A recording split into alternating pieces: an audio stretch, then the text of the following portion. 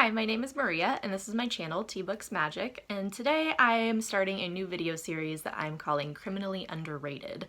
I was looking at a lot of my favorite series and thinking to myself that so many of them, in my opinion, are underrated. They might be, few people might have read them on BookTube, but from what I've seen, they aren't getting quite the praise that they should be, and they really should be getting more. They're incredible series. Obviously, I'm a little biased. They're my favorites, but it kind of sparked this idea to highlight fantasy books and series that I think deserve more love and that you should absolutely pick up and give a try if you haven't already. Now, a slight disclaimer here, when I say underrated, it might be a book series that people have heard of and that people outside of BookTube are reading, but from what I've seen kind of on BookTube, or at least in the circles that of videos and booktubers that I follow and watch, I just don't see it being talked about enough, or people know of it but haven't read it. A few people, select booktubers might have read it, but I haven't seen a lot of people talk about it. I could be wrong, and maybe I'm just not watching or seeing kind of the right people talking about these books, in which case please kind of take this with a grain of salt. But essentially, even if if it's not criminally underrated in your opinion, this is kind of like a spoiler-free review video, and hopefully you will enjoy regardless.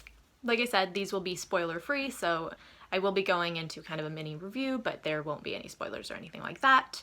The fantasy series that I decided to start out with is one of my all-time favorites, and it's a YA fantasy, and again, kind of per the criminally underrated title, I think it just deserves a lot more love than it has gotten, at least from what I've seen. And that is the Girl of Fire and Thorns trilogy by Rae Carson. The first book is the Girl of Fire and Thorns. The second book is The Crown of Embers, and the third book is The Bitter Kingdom. This is a YA fantasy series, and it starts when Elisa, the main character, is married off to a king in a different kingdom and country other than her own, and she has to go over there and kind of find her place among this. And Elisa is also the bearer of the Godstone, which is kind of this powerful magical stone that appears in a person at birth and kind of selects a person for greatness. So it happens once in a century, and basically that person is kind of the chosen one, and they're destined to do something great and some sort of act of great service, but it's not clear what that act will be until it happens. So Elisa has been kind of marked by this Godstone, but she has a lot of insecurity in herself because she doesn't feel like she's a chosen one. She doesn't feel like she's done anything of great note. And like I said, she's leaving for a country other than her own, and she's just kind of in this place of, a lot of doubt and trying to figure out what her role is in this bigger picture and trying to find her own agency. I've read the series twice, and both times all three books in the trilogy have been 5 stars for me. And it sounds like your kind of typical YA fantasy setup of, princess gets married off to a different kingdom and then goes over there and chosen one, prophecies. It sounds very kind of basic and very similar to other stories. And not that that's a bad thing, but I think that this story has so much more depth than you would expect just from that synopsis. I kind of like to say that this YA fantasy has it all, because I just think that it has so much to offer. It has a great fast-paced plot. It has incredible character development. It has really beautiful and mature, slow burn romance. We have political schemes and plots and really interesting kind of storylines within that. We have a really interesting world, and that's kind of just skimming the surface. Like I said, this book has so much. I'm going to start by going into Elisa, the main character, and talk about why she stands out to me as a YA fantasy protagonist. So Elisa is a just incredible main character that goes through so much growth and character development throughout the trilogy. This is one of the trilogies where the main character, where they're at from point A, is just remarkably different from where they're at point Z when we arrive at the end of the story. There's so much growth, there's so much development, like I said, and I feel like sometimes when I read a series, the characters don't really go through too much change in the series, whereas in this one you really see that progression. Elisa is described as dark-skinned, and most of the characters in this story are described as people of color and dark-skinned. The names and language and world are kind of Spanish-inspired, so it's not Spanish because it is a fantasy, but you can definitely tell that there's a lot of influence and Spanish inspiration. For example, her full name is Lucero Elisa de Riqueza, so like I said, very Spanish inspired, and you definitely get that sense in the world. One of the things that I loved was that Elisa always acknowledges her kind of weaknesses and her mistakes. We see her insecurities and that she has doubts about herself and her kind of abilities, but that never stops her from finding a way to act anyway. And I think that that's a really wonderful portrayal of bravery, because it's not just a brave character, it's a character who is overcoming her fears in order to be brave and courageous. I really loved how Elisa doesn't immediately know how to do everything. She is very intelligent, has a very strategic mind, but she's not the most physically able character. And so we really see her kind of struggle through moments where physical endurance or physical strength is needed. And that's something that was really wonderful to see. A big part of the first book is her having to kind of walk across and cross the desert. And I felt so proud reading about her struggle, but yet her determination to push through and to build up her strength. She starts out really not able to walk very much, and by the end of it her body gets stronger. She's really pushing herself to overcome this. She's not someone who will let that hold her back. A lot of it is her mind and her willpower and her determination that gets her through moments like that. Though she gives herself a hard time for kind of not being as physically able as other characters, she never reads as weak. She's very intelligent and she has such a keen mind for strategy, and that's because she kind of grew up studying military tactics and studying religious texts, and so she has all this kind of background knowledge that she uses to then apply her mind to kind of get herself out of situations. And she uses that intelligence to find power in otherwise powerless situations. Like, for example, when she finds out that information is being kept from her, she finds a way to kind of sneak out and gather information for herself. Like I said, it's wonderful because you see her flaws, you see her insecurities, you see her doubts, and kind of at the same time her willpower to push through those, but then you also see the parts of her that are her strengths and really see how empowering those moments can be for her. I also loved that she wasn't foolishly reckless. I think a lot of YA fantasy protagonists tend to kind of rush into danger or not think first, and they kind of just act without thinking first, and Elisa is absolutely the opposite. She's not too proud to accept help, and she doesn't let her pride get in the way of turning back when she needs to. She's always very smart about it, and that's something that made me really respect her character even more. She goes through certain traumatic moments in the series, and we really see the after effects of that on her. I love how Ray Carson didn't shy away from that. Elisa is affected by things that she goes through and kind of has forms of PTSD and effects of that afterward on her. And we really see that play out. And then possibly my absolute favorite thing about her character is that she acknowledges mistakes, which is, again, something that I wish more fantasy protagonists would do. I feel like sometimes we see their flaws and their mistakes, but that doesn't always mean that they're going to acknowledge them. And Elisa, multiple times throughout the series, has specifically said, I will not do that again. I understand that was foolish. You're the expert in this field and I didn't listen to you. I apologize. Or she'll say, this isn't a situation that I'm proud of how I handled and I want to approach it better in future. She's so self-aware, and there's so many moments where she acknowledges her failings or mistakes and vows to do better, and then we see her do better. We see her actively remember and take action to do it differently the next time. And that's something that I found so refreshing reading this trilogy, and that just, again, made me respect her so much and made me really love her character.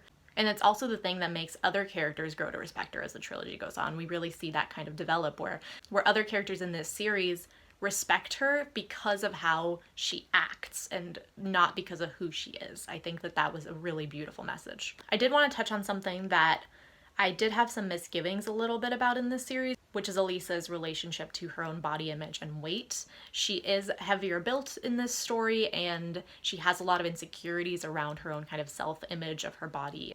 And especially in book 1, she's in a fairly negative headspace about it, so I will kind of say a trigger warning for that if that's something that you find it hard to read about. That is featured heavily in book 1 and then gets less and less and more positive rather than negative in the second and third book. And the overall arc of it, I would say, is very satisfying and very empowering. It's definitely, when I read the first book, I was worried that it wouldn't be taken in the direction I wanted it to be. But what Ray Carson does with it is she really kind of resolves it in this wonderful, very empowering, like I said, way, where we see in the end of book 3 kind of how far Elisa has come with her own self-image and embracing her body. And I thought that was a wonderful message overall, but it is a little bit difficult to read about in book 1. And if it's something that, again, is triggering personally to you, I would be wary of that. There is also overeating, especially in book 1, and that is another trigger warning that I wanted to point out. To the best of my knowledge, I think that the overall message of the series is a positive one about weight and how our negative self-image is often very biased and can be harmful to us. There's a moment at the end of book 3 that actually brought tears to my eyes with how far Elisa has come with this. And from talking to my friends who do identify as kind of bigger bodied or fat, I have heard that this is good representation, but I can't speak to that myself. And like I said, it is something I wanted to definitely warn about because it did stick out to me. And it does take a few books to develop into something with an overall positive arc. Switching into the other characters and kind of romantic relationships and friendship relationships in this book, I just wanted to mention that all the other characters, in my opinion, are also very richly developed and very dynamic. No one felt one-dimensional or purely good or bad. Everyone had a lot of depth to them and a lot of growth throughout the series, so it wasn't just Elisa that was focused on in that aspect. We have incredible female friendships that are so supportive and empowering. We have other friendships that develop and change, and just relationships that change throughout the series. Everything's very dynamic, like I said, and doesn't stay stagnant or in one place. It feels very realistic to how our relationships are in the real world, and shows how people have to work through things sometimes, or how you can see other sides to people that you originally didn't like or did like, and I thought that was all handled very well. The romantic plot lines in this trilogy are also incredibly realistic and very unique in my opinion. There are different ones. A lot of times I feel like in series, the romance will be hinted at in kind of book one, and it'll continue on throughout the series, and you pretty much stay with that one interest. It might be a love triangle where there's two interests, but you don't really have different loves at different periods of time, and this is what this trilogy does. We see infatuation and just kind of how that would play out. We see Elisa fall in love with different people at different times of her life and kind of different circumstances. And we see how she doesn't forget about past loves and how they're always kind of carried with her, and how those relationships inform her character as she kind of grows up. All of the romantic relationships are so mature. They're all built on friendship and trust and respect, and I thought that that was beautifully done. And we also see that Elisa doesn't drop everything for love. She has a lot of responsibility on her shoulders, and she has to consider the political consequences of her actions regardless of her emotions and her feelings, and that's something that was really refreshing to see as well. This series also has one of my all-time favorite romance tropes. I won't say what it is because I don't want to spoil it, because it does kind of give away one of the relationships that Elisa ends up in. But if you do want to know and don't kind of care to be spoiled, let me know in the comments down below, and I'll kind of do a spoiler warning and let you know what it was. But like I said, one of my all-time favorite tropes, and it was executed so well. This has now become one of my favorite examples of that favorite trope. Switching topics to talk about the world a little bit. Like I said, it's very Spanish inspired. The names, the language are very Spanish inspired.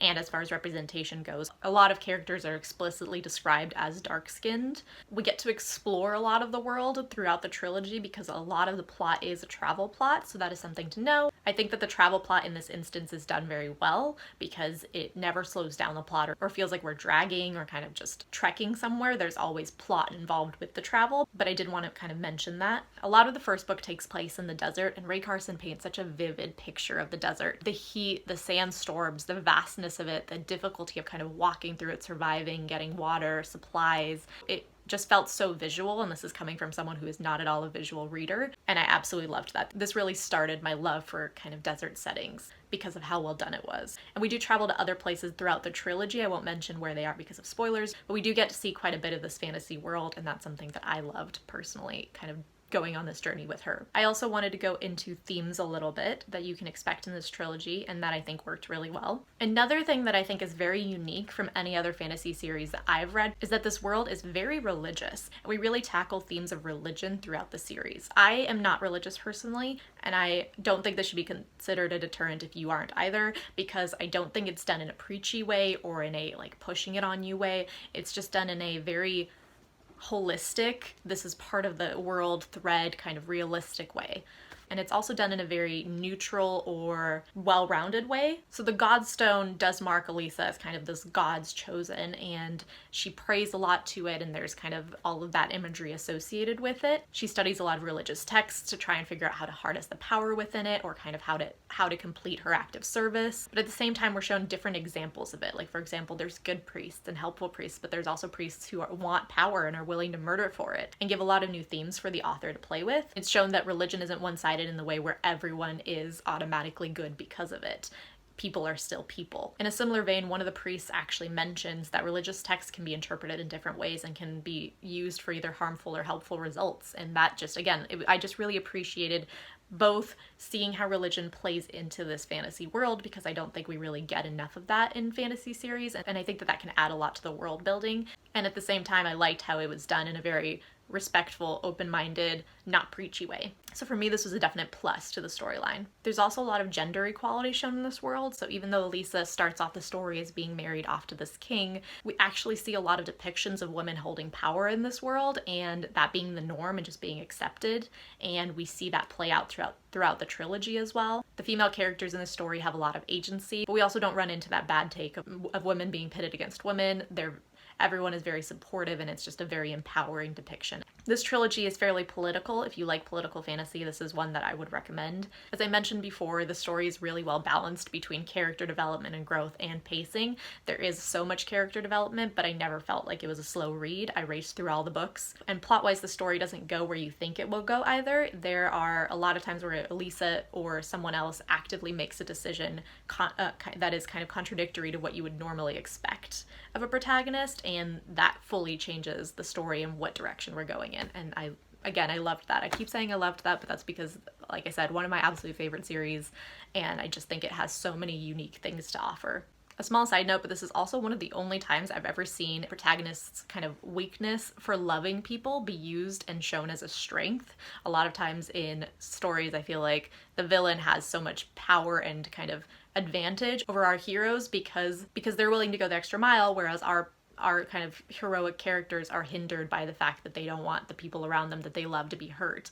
And understandable, but at the same time, a lot of times I feel like that means that the good side is hindered a little bit. But in this case, you actually see Elisa's love shown as a strength, and I just really loved seeing that different take on it. And then finally, I just wanted to touch on the fact that the series does go into war a little bit, and I thought Rae Carson did a very good job with that for a YA fantasy. She paints a very realistic picture of war for this audience, and the threat felt very real. Even though it's not gory, we kind of see the injuries and deaths that come along with war, and the way that the threats and danger of war kind of turn the climate and world into a harsh place to be. So to wrap up, I absolutely love this series, like I've been saying all along. Everything in it just really worked for me, and I do think it has a lot of themes and character moments and aspects that elevate it beyond what you would expect from just the general premise. If you like YA fantasy, I absolutely recommend this trilogy. As I've been saying all along, the characters are so incredible and so dynamic, and there's so much growth there. The plot is gripping,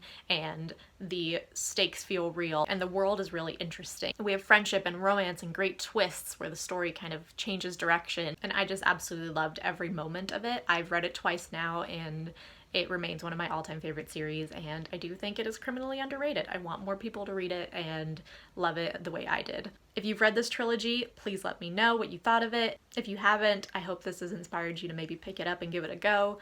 Thank you so much for watching, and I hope you all have a lovely day.